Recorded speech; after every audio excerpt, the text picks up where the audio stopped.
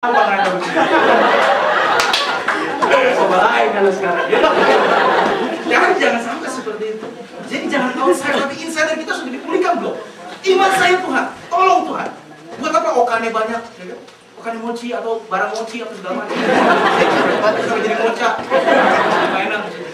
Tapi yang penting, apakah iman saya sudah ditolong Tuhan? Sudah diselamatkan? Masih kerdil kah atau sudah mulai bertumbuh? Ya tidak. Ya kerdil maksudnya. Terus begitu 100 tahun jadi Kristen. Berapa tahun kita? Saya bisa lah sekian tahun jadi Kristen, tapi terus aja masih Tuhan jadi pengemis. Tidak bertumbuh, tidak dipulihkan namanya. Kita harus seperti pengemis. Tapi harus dipulihkan. Engkau di mana pun berada, di Jepang, di Amerika, di Thailand, di Indonesia, bahkan ekonomi yang sulit, yang katanya orang tidak ada harapan di Indonesia. Tidak belum dia di Indonesia setelah yang Jepang. Itu masalah. Takut pulang ke Indonesia, takut nggak ada kerjaan. Akhirnya apa? Bikin yang baru lagi Pak. Kenapa?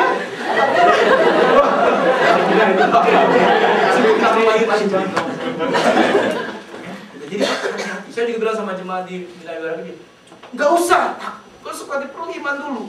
Di Jepang ya kapan aja kita bisa hilang. Saya pun bisa hilang gitu. Kita nggak lama di sini. Bahkan di bumi ini pun hanya sementara. Kita bukan warga negara ini, bukan warga negara bumi. Kita akan kembali. Kalau beriman, kembali kemana? Itu warga negara kita. Jadi jangan cuma yang dikata personal, wah aku punya gaji dorong so, ada visa, nasi. jadi gaji dorong tapi nasi. Maksudnya tidak ada. Itu banyak di daerah santai juga. Tapi maksudnya jangan bangga dengan yang outsider. But cek, apakah saya sudah dipulihkan? Apakah selama ini saya menikah sudah dipulihkan dengan suami dan istri, dengan anak saya? Saya dipulihkan hubungan saya dengan sacu, dengan pekerjaan, dengan teman, dengan musuh saya yang saya katakan musuh atau yang memusuhi saya. Apakah dengan semua jemaat Tuhan saya sudah dipulihkan hubungan saya, hidup saya dengan semua orang? Bahkan dengan sikap saya di negara ini saya sudah dipulihkan atau belum? Jadi kuasa pemulihan tanda kutip makanya saya katakan bukanlah masalah kesehatan badan saya. Jangan terbuai oleh yang harus sehat. Kalau saya katakan, kalau kita sakit terus, apakah itu tidak baik? Baik. Betul? Amin. Gimana baiknya? Sakit. Sakit? Bukan, engkau masih hidup. Ya, kita masih hidup. Ya kan? Kita masih hidup. Kenapa? Diberi kesempatan untuk bertobat, mensyukuri anugerah Tuhan, dan bisa menikmati lagi nanti surga. Amin. Coba kalau langsung, sakit terus mati. Ada kesempatan, no chance. SK-nya sudah berakhir waris. Jangan sampai. Saya juga harus begitu terus, hamba Tuhan juga harus mengecek terus kehidupan Tuhan saya dipulihkan belum, begini dan sebagainya dengan setiap pergumulan yang ada. Oleh karena itu, Bapak Saudara yang kasih, saya melihat di sini pentingnya kita belajar dari 4 hal tadi. Bahwa kuasa pemulihan yang pertama adalah kita bukan karena pemulihan yang sifatnya cuma, tapi apakah kita sudah melihat kepada Allah sebagai sumber pengharapan kita? Yang kedua, apakah kita sudah terus meminta setiap hari kehidupan kita dalam nama Yesus yang kita pegang atau belum?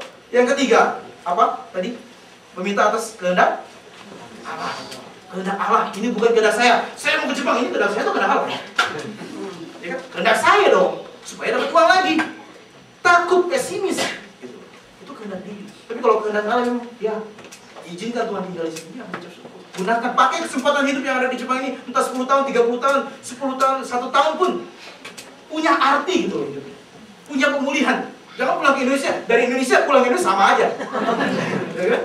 Dari dulu begini, ya pulang pun begini lagi. Gak ada perubahan. Di Indonesia buka bisa, di sini buka bisa, atau bisa terus. Jadi hati-hati di situ. Dan keempat, harus memuliakan Tuhan dengan segenap keberhasilan kita. Prestasi kita, apapun yang kita capai, apapun yang kita peroleh, itu baru namanya dipulihkan.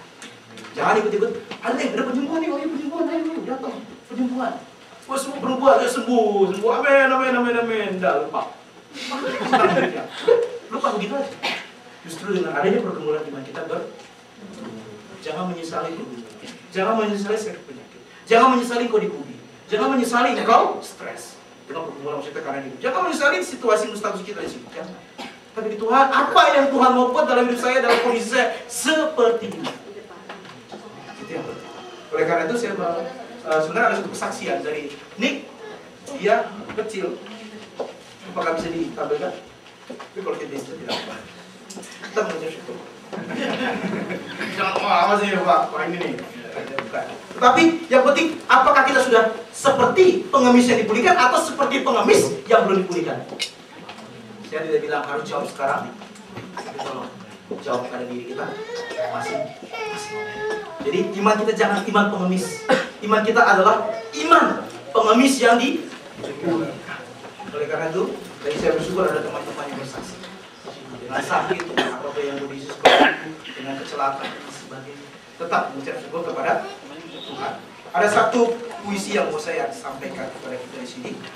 Puisinya kecil saja, pendek, mungkin pernah didengar. Puisinya begini. Jadi kesimpulan buat kita, yaitu untuk memberikan kelegaan kesempatan kepada seluruh umat manusia, Allah memulihkan supaya umat manusia dipersatukan dalam Kristus dengan nama Yesus. Yang kedua, kesimpulannya, pemulihan hanya terjadi melalui Yesus Kristus sebagai sumber untuk semua bangsa di muka bumi. Seperti Nabi tadi, bahwa melalui Abraham semua bangsa diberkati. Untuk memulihkan atau restore itu manusia agar bersyukur atas karunia kehidupan Allah dan yang kekal, supaya tidak hanya memikirkan kehidupan sendiri, tapi memuliakan terus Tuhan. Terima kasih dan terima kasih. Puisinya begini. I believe in the sun, even when it is not shining. I believe in love, even when I feel it not. I believe in God, even when He is silent. Aku percaya kepada matahari, sekalipun saat ia tidak bersinar. Aku percaya pada kasih, sekalipun pada saat aku tidak merasakan. Aku percaya pada Allah, sekalipun sepertinya tidak. Jesus can do what when you don't know what to do. Jesus can do when you don't know what to do. Allah dapat melakukan apa yang engkau tidak pikirkan di saat engkau tidak tahu harus berbuat. Jadi, apakah sampai saat ini kita berapa tahun ada di Jepang sudah hidup kita dipulihkan? Atau kita masih terus mengemis kepada Tuhan seperti anak kecil atau seperti pengemis seperti dipulihkan? Atau kita bisa berkata, I believe in God even when He is silent. Tanda kutip silent. Kita bisa mendengar suara Tuhan saat Tuhan diam. Saat ada kemulut seperti itu, pergumulan seperti itu, kita masih bisa mendengar suara Tuhan. Hai anakku, tetaplah beriman. Ada satu masanya, aku akan membuat itu dipulihkan. Mari kita berdoa. Juga kepala kita merenungkan firman Tuhan yang boleh kita pelajari bersama. Bapa yang Maha Kasih,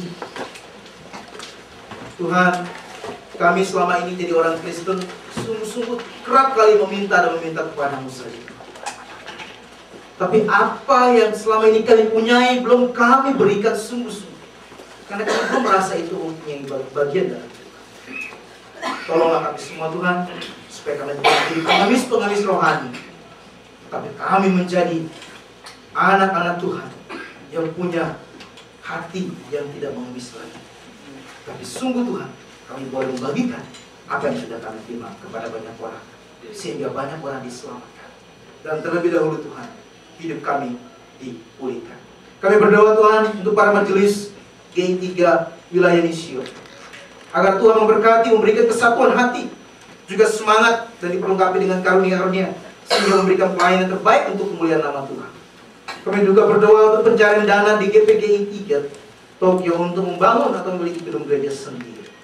Kami juga berdoa Tuhan untuk G3 Tokyo, Warai Susuka Gunma, Persekutuan Nagano, Persekutuan Minami Bari Kebakan Hamatsu, agar sungguh Tuhan menolong dalam setiap pergumulan jemaat-jemaat.